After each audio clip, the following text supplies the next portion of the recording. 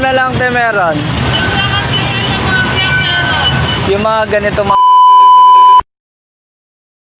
ngayon umaga, today is Friday. Ang gagawin namin ngayon is try natin mamili ng shoes na maayos at yung komportable. Ituturo ko sa inyo kung sa inyo mga shoes na yon. Dito lang yun sa bayan kung tight budget kayo. Ituturo ko sa inyo at ang maganda pa nun sa shoes na to, yung mga balat na shoes na to, ito yung mga pang formal attire.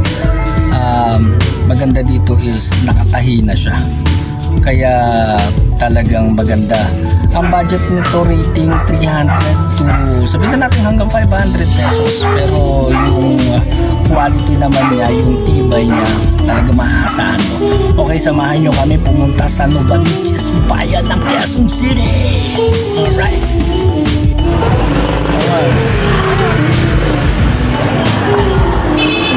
Dito tayo ngayon sa bayan ng Novaliches.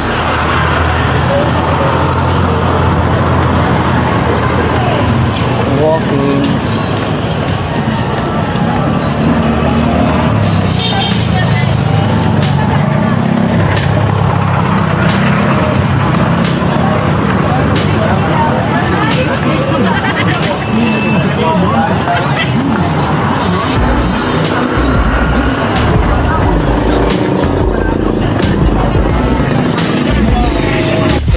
Tanaw na.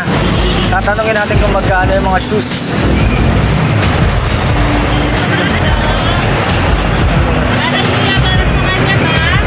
Sa akin te, magkano yung mga ganito? Mga ganyan 600. 600. May ganito ba? 450. Magkano yan? 450. 450 yung mga ganyan. Patingin nga nito te. Ito, magkano yan? Ito 500 may po. Tingnan natin. Huwag na, magsimpa pandakan yun eh. Medyo maluwag siya.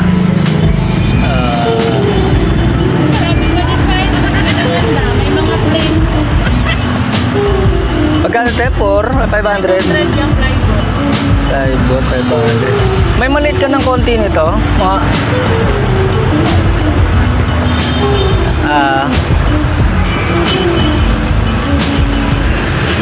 yun yung mga shoes.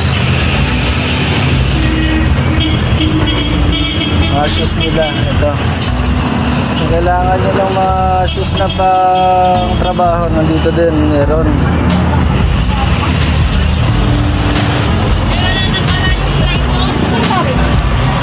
Ano na lang te meron? Yung mga ganito mga black na to. Dali ka bili ka dito. Marami naman mga ganda eh. Kagaya nito. Nobelman. Magagandang klase din yan. Parang mabilis lang sa isuot. 480 lang yan. Maganda yan. Ate, anong pangalan mo te?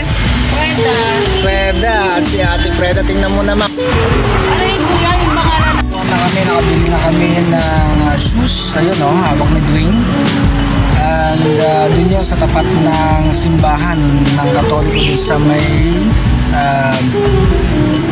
tapat ng simbahan dun sa dito sa Novaliches.